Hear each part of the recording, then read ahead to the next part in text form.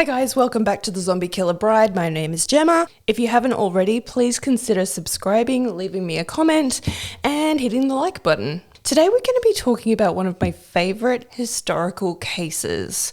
It's the murder of Emily Kaye. Before we go any further, let's have a word from our sponsor. I don't actually have a sponsor, so if you want to be a sponsor, please email me at this address. Now back to the case. This story takes place in an area in the southeast of England called Eastbourne. More specifically, it's a stretch of beach called the Crumbles. It's a shingle beach, which means that instead of sand, it has pebbles made of slate. This beach was known for not one, but two murders. The first murder at the Crumbles was that of Irene Munro, a woman who worked as a typist. Irene was killed by two men in 1920. She was found buried on the beach, and the men were arrested, charged, convicted, and executed the following February. This is not the murder that we're focusing in today's case, but it sets the scene for what is to come just 4 years later. Let me introduce you to the main character of this story. His name is Patrick Mahon. He was born in either 1889 or 1890 in West Derby, which is a suburb of Liverpool in England's north. For the first 18 or 19 years of his life, he lived an unremarkable life with no criminal record. When he was about 20 years old in 1910, he got married to an 18-year-old girl named Jessie. Jessie and Patrick ended up having 2 children together. After getting married, Patrick gets a mistress. In fact, he has probably several, but this one he takes on a holiday to the Isle of Man. He pays for the trip using forged checks. After police find out about this, they put him on probation. However, Patrick's life of crime was just beginning. He was caught soon after for embezzlement and sent to prison. In 1916, he was involved in yet another crime, this time a robbery, in which he hit a maid with a hammer. This time he is sentenced to 5 years in prison. During all this drama, his wife Jessie stands by him. In fact, they decide to move south to Surrey. She helps him get a job at the place where she works, which is called Consol Automatic Aerators, which is a company that sold soda fountains. Now, he's a sales representative, so he is required to travel all around the country.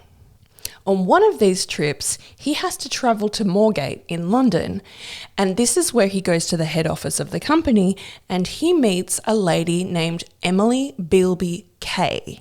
Now, Emily is a secretary. She actually works somewhere else. She's a private secretary for a wealthy man. She is a tall, intelligent lady by all accounts. She's 38 years of age, and she is invested in stocks, so she's done quite well for herself. Although she's quite intelligent and has been described as a, quote, woman of the world, Patrick still gives her a fake name. They begin speaking on the phone, and in the summer of 1922, Patrick and Emily spend the day together in London, and they begin a friendship, during which he finally tells her his real name. Sadly, Emily fails to see this as a red flag, and she decides to embark on a intimate relationship with Patrick. 1 year later, Emily sadly loses her job. She finds another job, but she only works there for about a month. We don't know why, and she falls on hard times. In February of 1924, she is forced to sell her stocks. She also becomes very ill with influenza. She decides to leave London for a while and recover from her illness at the seaside, which was a popular thing to do at the time if you were ill. She relocates briefly to Bournemouth, and Patrick decides to come along with her. By this time, they are officially in a relationship, even though Emily knows that Patrick is married. They even check in at the hotel under the names of Mr. and Mrs. Mahon. Patrick buys her a diamond and sapphire ring, and Emily begins to tell her friends that she's engaged. But there was something else as well. Over the new year, Emily had found out that she was pregnant. This made her even more excited to be engaged. Patrick even told her that they were going to relocate together to South Africa. He said that after moving and after the baby was born, they would get married. She had taken out of her savings account £500, which comes to $75,000 today. Patrick tells her it's all going to go towards setting them up overseas. In early April 1924, Patrick is travelling for work and Emily decides to briefly go back to London to prepare for their big move. While he's travelling, Patrick decides that they should go for a little trip together before they leave the country, and he finds an ad for a cute little house by the beach called the Crumbles. As we said before, the Crumbles is in Eastbourne, and the house was called the Officer's House. He applies to rent the house from 11th of April to 6th of June under the name of Waller. Emily is back in London packing up all of her things, and after a day or two, she travels down to Eastbourne to meet Patrick. She arrives in Eastbourne, ready for their romantic getaway, and she checks in at the Kenilworth Hotel while she waits for Patrick to get there and take her to the house. However, earlier that day, a lady named Ethel Primrose Duncan meets a man at Richmond Station near London who offers to walk her part of the way home in the rain to a house that she shares with her sister. He tells her his name is Pat Waller. Remember that name?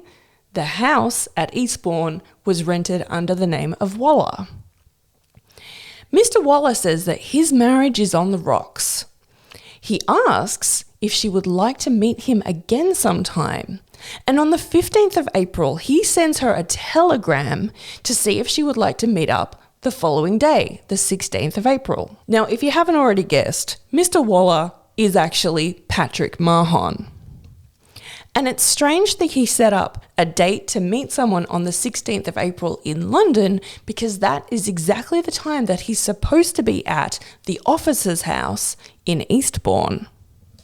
And Patrick's a busy guy now, so not only is he cheating on his wife, but he's also cheating on his mistress.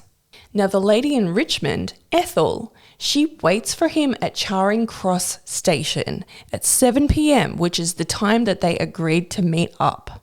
But he doesn't turn up for more than an hour. He finally arrives, but Ethel can't be too angry with him because he has his wrist in a bandage. And when she asks, "What did you do to your wrist?" he said, "I sprained it when I was helping a lady who fell off the bus." Now let's go back 4 days to the 12th of April, back at the Kenilworth Hotel in Eastbourne. Emily Kaye receives a telegram on the 12th of April from Patrick Mahon asking her to meet him at the station that afternoon, which she does, and they take a taxi to the Officer's House. She asks the hotel to redirect all of her mail from then on to an address in Paris, because Patrick had told her that on the way to South Africa, they were going to stop in Paris for another romantic getaway. It would appear that Mahon had no such plans, because earlier that day, he had been seen at a butcher's shop. And when I say butcher's shop, I don't mean a butcher, but I mean a shop for butchers that sold kitchen equipment. He bought a 10-inch cook's knife. He also bought a small meat saw. Now, the last time that Emily was seen was by a butcher and one of the hotel staff on the Monday and Tuesday, 15th of April, after which she disappears from all record. That conveniently takes us up to the time where Patrick, aka Mr. Waller, is supposed to meet Ethel at Charing Cross Station at 7 p.m. that night. And let's not forget, just after Emily goes missing that morning, he turns up at the train station with a sprained wrist. That night, after Ethel meets up with Patrick at the train station, when he tells her that he sprained his wrist helping a lady who had fallen off the bus, Ethel agrees to take the train with him down to Eastbourne and stay with him at the officer's house. The following day, he takes her out for the day. They have a lovely time. They go out for lunch. They eat at a restaurant for dinner. And then they go back to the officer's house where they stay for 3 days. Keep in mind, Emily is supposed to be staying at the officer's house the entire time. And there is no sign of anyone else being there but Patrick and Ethel. However, Ethel notices women's shoes and cosmetics at the house. And Patrick says they belonged to his wife when she had visited there ages ago. On Easter Saturday, Patrick goes to the races while Ethel goes out shopping. We can presume that he's given her money from Emily's life savings. Patrick drops by the post office while he's out, and he sends himself a telegram that reads, "Must see you Tuesday morning, 9, Cheapside. From Lee." The following morning, Ethel sees Mahon locking the door of the bedroom at the end of the hall. Not only does he lock the door, but he secures it with a screw. However, before he closed the door, Ethel could see something inside the room. It was a brown trunk. He said that it was filled with precious books that were expensive and he didn't want them to be stolen, and that's why the room was locked. He then shows her the telegram that he sent to himself and says that they have to return to London as he has work commitments to deal with. So the following day, they go back to London and they go see a show at the Palladium, and then he drops her off home in the evening. Let's go forward a couple of weeks to the 30th of April. Up north, Jessie, Patrick's wife, is at home and he's come home too. She by this point knows that her husband is messing around. She knows that he's a troublemaker. She knows that he's been in trouble with the law. However, she is curious as to what he's been doing. While he's out one day, she goes through one of his jacket pockets. She wants to see if she can find any clues as to what he's been up to. She finds a left baggage ticket from a train station in one of his pockets. That means that he has unclaimed luggage somewhere. She shows the ticket to a friend of hers, and this friend worked in the railway industry. So he goes down to Waterloo Station and finds the luggage that's associated with this baggage ticket. He pries open the edges of the bag to see what's inside. He sees a knife and female underwear, and there's blood on it. Jessie's friend puts the bag back in the baggage compartment and tells Jessie, "Keep the ticket. We don't want him to know that we found what he has." He tells her to put it back in the jacket pocket where she found it. He then contacts the chief constable of the police. He tells him what he's seen, and they send a detective named DCI Savage down to the train station to check out this bag. The next evening, Patrick Mahon appears at the station and he checks the bag out. He is quickly taken into custody. Inside the bag were found the following: the women's underwear covered in blood and disinfectant, along with the knife, and a racket bag with the initials EBK, Emily Bealby Kaye, and she loved playing tennis. So that was her racket bag. When asked why he was in possession of such items, Mahon claimed that he was carrying meat for dogs. After that, he and detectives stare at each other for an hour. After the hour, Mahon finally says, "I suppose you know everything. I'll tell you the truth." This is his story. 2 weeks before, at the Crumbles, he and Emily Kaye had an argument, during which she allegedly threw an axe at him. The axe hit the door frame, and they struggled over it. She fell and hit her head and allegedly died.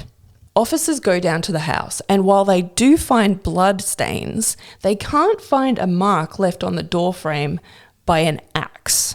They do find, however, a terrible smell. In the back room, in the trunk that Ethel had seen, there they find dismembered female body parts. They found her heart and other organs in a biscuit tin, and also other parts of her were in a hat box. He had also boiled part of her in a pot. They never found her head. So after Patrick Mahon brought Ethel back to the house after meeting her that night in Charing Cross Station, they spent 3 days there, and then he dropped her back off in London. He went directly back to Eastbourne after dropping her off and began the process of disposing of Emily's body, which had been there the entire time that Ethel had been there. He started to cut up the body and burn it. This actually took a couple of weeks. He boiled body parts before cutting them into smaller pieces. He burns them in fireplaces in 2 different sitting rooms within the house. Burned human remains are found in the fireplaces. He tells police he burned the head, broke the bones into pieces, and put it out to be collected by the rubbish collection. He says, "It is surprising what a room fire will burn." He uses her underwear to wrap the knife, and he takes it to the Waterloo station where he presumed if he checks it in as luggage, it won't be found. During the investigation, 900 pieces of bone fragment were found in the grates of the fire during the investigation. Ethel testifies at his trial that she knew nothing of the murder. Mahon cried and said that Emily was infatuated with him. However, it was not to be bought. 2 men in the jury collapsed from the gruesome nature of his crimes and had to be replaced with other jury members. The judge was said to have contempt for Mahon, and the jury was not convinced of his paltry story. He was sentenced to death. Some say that before he was hanged, he tried to jump away from the gallows in cowardice. It is said that the ghost of Emily Kaye tormented Patrick Mahon after he murdered her. Law tells us that thunder struck as he was being sentenced in court. It is also said that when he placed her head upon the fire at the officer's house, a bolt of lightning struck, and her eyes flew open and looked directly at him. He was said to have run from the house onto the Crumbles beach screaming.